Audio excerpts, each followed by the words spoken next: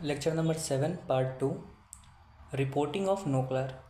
ठीक है, you understood the audit objective S A 250 का ईला you had, but still you did audit procedure as for S A 250 and you have identified, then you did some procedures. Procedure का fourth point था कि you will decide the impact on audit opinion. Correct correct. तो अब आप audit opinion बना रहे हो, you are writing the audit report. तो अगर आपके पास कोई नो क्लियर हुआ है तो रिपोर्ट में लिखने से पहले you have to discuss with TCWG। अगर मैनेजमेंट आपका मतलब क्या उसको कहते हैं, मैनेजर को पहले TCWG तो बताना है आपको पहले ही चीज़ कि भाई नो क्लियर हुआ है। अगर मैनेजमेंट और TCWG इंक्लूडेड है, कल्यूडेड है, तो आपको वहाँ जाना है जो उन दोनों के ऊपर है, दैट इज़ ऑडिट कमेटी। ठीक है ठीक है। और आप अगर क्या उसको कहते हैं, हाँ यही चीज़ था, दो बात था कि ऑडिट रिपोर्ट बनाने से पहले TCWG को बताओ। अगर TCWG को तुम नहीं बता सकते हो क्योंकि वो मैनेजमेंट और TCWG दोनों मिला हुआ है, तो ऑडिट कमेटी को बता दो। डन। अगर दोनों में से तुम ऑडिट कमेटी अगर नहीं है तो जाके कोई रेगुलेटरी अथॉरिटी को बता दो अपॉन एडवाइस ऑफ लॉयर या लीगल, कोई भी एडवाइस ले लो। Okay okay. फिर आता है कि ऑडिट रिपोर्ट में नॉन कंप्लायंस को लेके क्या करना है। हम लोगों को अगर मटेरियल इफेक्ट है नॉन कंप्लायंस का और FS में उसको एडिक्वेटली डिस्क्लोज नहीं किया है मैनेजमेंट, तो एडवर्स या क्वालिफाइड ओपिनियन दे दो। एडवर्स इफेक्ट कब एडवर्स तब देते हैं जब परवेसिव होता है और क्या उसे कहते हैं, तुम्हारा वो मटेरियल मिसस्टेटमेंट है और वो परवेसिव है। ठीक है ठीक है। और तुम्हारे पास sufficient and appropriate audit evidence है, इजी, तब एडवर्स देते हैं। सफिशिएंट ऑडिट एविडेंस है और वो परवेसिव है, तब तुम देते हो क्या, एडवर्स इफेक्ट, एडवर्स ओपिनियन। लेकिन अगर सफिशिएंट ऑडिट एविडेंस है लेकिन परवेसिव नहीं है तो तुम दे दो क्वालिफाइड। तो अगर नो क्लियर हुआ है और रिपोर्ट अगर FS में नहीं दिखा गया तो या तो क्वालिफाइड दे दो या एडवर्स दे दो। अगर परवेसिव है तो एडवर्स दे देना। अगर ऑडिटर को रोका जा रहा है कोई भी चीज़ से कि भाई तुम फ्रॉड नहीं ढूंढो या फिर कोई भी स्कोप पे काम मत करो, तो तुम सीधा डिस्क्लेमर ऑफ ओपिनियन दे दो या क्वालिफाइड दे दो, क्योंकि तुम्हारे पास सफिशिएंट ऑडिट एविडेंस नहीं है तो तुम डिस्क्लेमर ही दोगे। करेक्ट करेक्ट, क्योंकि अगर परवेसिव है। अगर हमको समझ आया क्वालिफाइड यहाँ क्यों लिखा है डन में, क्योंकि सफिशिएंट ऑडिट एविडेंस तब मिलता है तभी हम क्वालिफाइड देते हैं। आई डोंट अंडरस्टैंड व्हाई वो लिखा है। ठीक है, देख लेना है।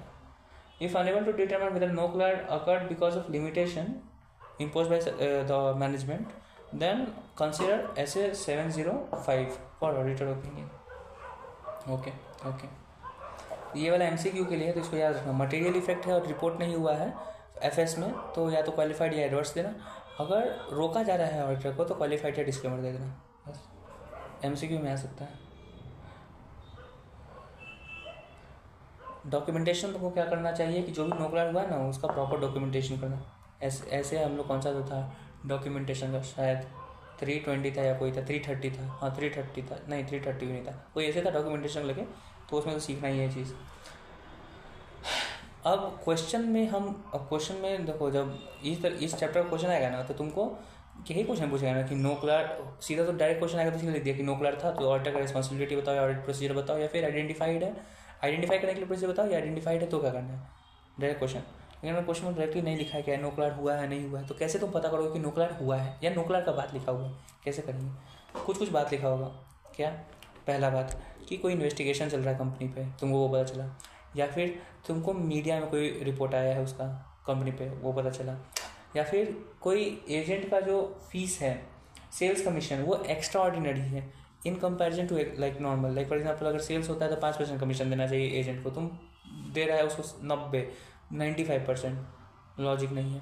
फिर उसके बाद तुम क्या कर रहा है कि कोई रिलेशनशिप है, ठीक है, रिलेशनशिप बोल रहा है, रिटेनरशिप है, या फिर लीगल पेमेंट कोई दिया जा रहा है किसी आदमी को लेकिन वो उसका रिक्वायर्ड नहीं था तुमसे, वो तुम पूछा कि भाई ये लीगल एक्सपेंस क्यों दिखाए हो, तो उसका लॉजिक वो लोग कुछ ठीक से नहीं दिया, ना ही GST बोला कि GST के लिए दिए हैं या फिर कोई दूसरे इसके लिए, सिर्फ बोल रहा है कि हाँ कुछ होगा, हमको आइडिया नहीं है।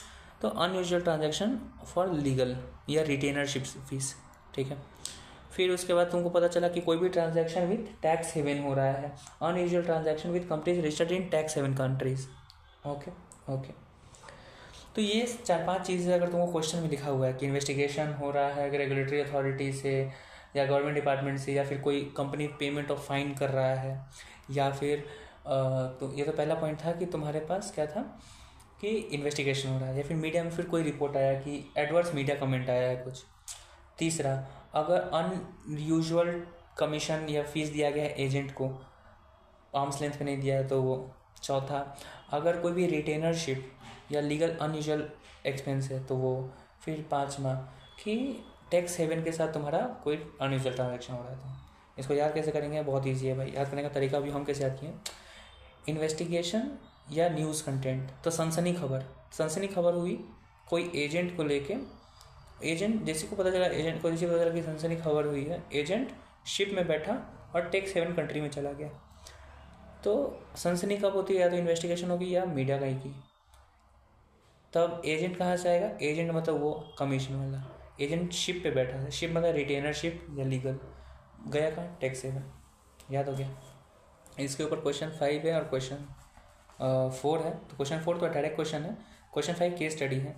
Here you need to tell the management about auditor responsibility about NOCLAR. यहाँ देखते हैं हम लोग क्वेश्चन 5 है क्या एक्चुअल। क्वेश्चन 5 क्या बोलता है, वाइल वेरीफाइंग एम्प्लॉय, सेकंड देखो, committee according to the relevant standards on auditing.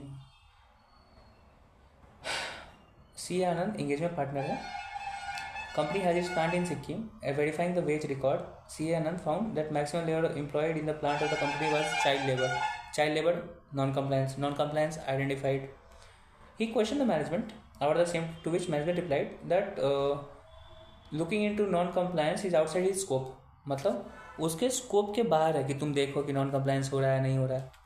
तो give your comment with respect to such situation. You have identified now, when you have identified तो क्या करना होता है, 5 चीज़ करना होता है भाई। पहला, understand the nature and the क्या circumstances in which it happened, ask management, legal advice, उसके बाद ऑडिट ओपिनियन डिसीजन, रॉम का चेंजेस, और उसके बाद मटेरियल रिटर्न रिप्रेजेंटेशन पे इशू, वो सब लिख दोगे इसके ऊपर। क्या वही चीज़ लिखा है और कुछ लिखा है। रिस्पॉन्सिबल पहले लिखा है 250 का डेटा, ऑडिटर का रिस्पॉन्सिबिलिटी पहले लिखा है, takes into applicable for compliance with those regulation direct obtain sufficient audit evidence, other one that does not effect direct specified audit procedure to help identify NOCLAR, material effect on FS, reply of management not acceptable. देखो वही लिखा है, specific audit procedure. ये पहले क्या लिखा है, how to identify कि हुआ है कि नहीं, तो वो 5 पॉइंट। फिर लिखा है कि व्हेन आइडेंटिफाइड, तो फिर देखो in the instant case major portion of the labour employed child labour, questioning auditor reply of management that by दोनों चाह रहे हो। ओके, तो दोनों लिखा, हाँ इन द इंस्टेंट केस लिख दिया कि इशू है, मतलब आइडेंटिफाइड हो गया। तो क्या करेगा, reply of management was outside its scope, not acceptable as it has material effect, non compliance material effect qualified. I don't understand ऐसे क्यों लिखा है, management reply not material.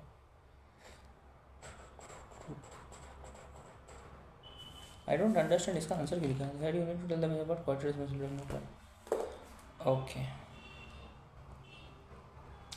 Okay देखो ये क्वेश्चन में हमको क्या लग रहा था कि तुमको ये लिखना चाहिए कि नो क्लाउड आइडेंटिफाइड है तो प्रोसीजर क्या करेगा। क्वेश्चन क्या कहना चाहता है कि भाई अगर मैनेजमेंट ही बोला कि तुम नहीं कर सकते हो तो मैनेजमेंट को बताना पड़ेगा ना कि हमारा रिस्पॉन्सिबिलिटी एज पर ऐसे 250 नो क्लाउड ढूंढना, वो बात लिखने के लिए बोला है। तो वही लिखा हुआ है यहाँ पे, ऐसे 250 लिखा, फिर बोला कि रिस्पॉन्सिबल फॉर ऑब्टेनिंग मेन जो रिस्पॉन्सिबिलिटी है, फिर direct effect, obtain sufficient appropriate audit evidence, और उसके बाद जिसका 5 पॉइंट है वो लिखा हुआ है, और reply of management is not acceptable, उसी को लेकर बात में लिखा हुआ है नॉन कंप्लायंस। फिर ऐसे 705 लिख दिया, एक जो MCQ में हम लोग बुक में पढ़ते हुए रिपोर्टिंग को लेकर कि अगर कंपनी तुमको रोक रहा है करने से तो ऐसे 705 के हिसाब से तुम दे सकते हो उसको क्वालिफाइड या एडवर्स ओपिनियन। करेक्ट, कंपनी अगर रोक रहा है तो correct. I think adverse disclaimer ना चाहिए, non compliance conclusion and has been adequately, I think यहाँ पे डिस्क्लेमर के बारे में लिखना था, नहीं लिखा होगा। इसके लिए एक चीज़ हम सोचें, जो हम सोचते हैं उसका आंसर नहीं आता है, उसका आधा आंसर होता है या पूरा होता है, तो हम क्या करेंगे, मैं सोच रहा हूँ ये करने के लिए ना, जो दिमाग में जो जो रेलेवेंट लग रहा है ना, अभी हम दोनों बोले थे तुमको, दोनों लिख देंगे, आइडेंटिफाई कैसे करेंगे और हुआ तो क्या करेंगे, मार्क्स मिल जाएगा। पहला टॉपिक था while verifying the employee records in company, it was find that major labours same question. So yeah that's what it's done for the day. आगे इसका एक होमवर्क वाला क्वेश्चन है, please have it and write it as you wish. Done for essay 250 completed. Bye.